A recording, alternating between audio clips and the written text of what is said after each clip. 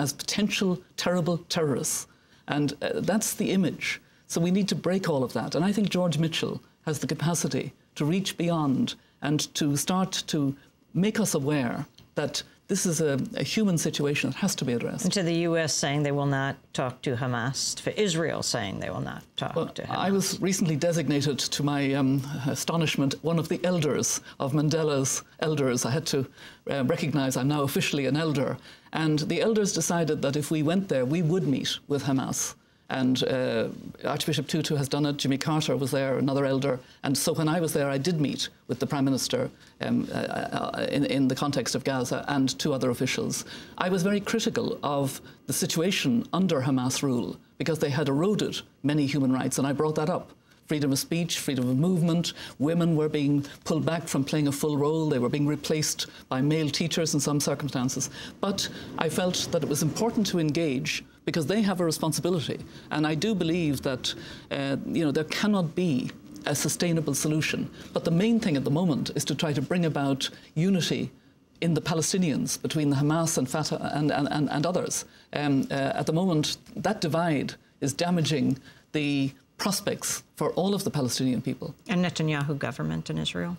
Well, the choice of government is a matter for Israel. Sometimes it's people who come from a right position who can, have the ultimate possibility of taking brave steps. I'm sure that when you say a right position, you mean a right-wing position, yes. The Bush administration, President Bush himself, do you think he should be tried for war crimes? I'm not going to make that kind of allegation because it's completely premature to speak about who might be held accountable until there's a process of holding to account. I was very pleased that Senator Patrick Leahy has talked about the need for an independent inquiry, and he's right. You cannot just brush this aside because there's an economic crisis. There is a need for a people to say, how do we get it so wrong? What were the ways in which we lost our way with our values? And then the decision can be taken as to whether anybody will be held accountable. What about President Obama saying we have to look forward? I believe that one of the ways of looking forward is to have the courage to say we must inquire because we know the damage that was done. The world, I think, is waiting for the Obama administration, when it has all its people in place, to take the necessary steps. It's not just words. Steps have to be taken to ensure that this does not happen again and that there is some accountability. And where do you think most needs to be investigated?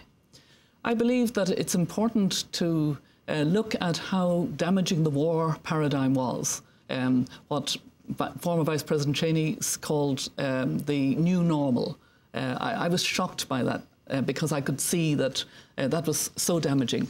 Acts of terrorism are crimes against humanity. They are terrible crimes, and we need to reinforce the criminal justice system, work with countries that have weak systems to strengthen their systems, and make sure that there is sharing of intelligence, but that there isn't a secret world of no accountability for passing across intelligence that's obtained through torture, while nodding and winking, oh, we don't torture, but we will use intelligence obtained under torture. These are things that have to be addressed. President Robinson, the economic crisis, how it's hit the world, your own country, Ireland, yes, where you were former president, last weekend, mass protest in Dublin. Unions organized, over 120,000 people came out.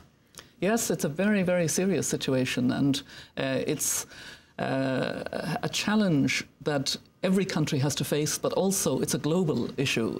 No country is able to evade it. There was a time when the emerging economies like China and India thought that they would be immune. But now we need better international understanding. From my perspective, because in fact a lot of my focus at the moment is in African countries.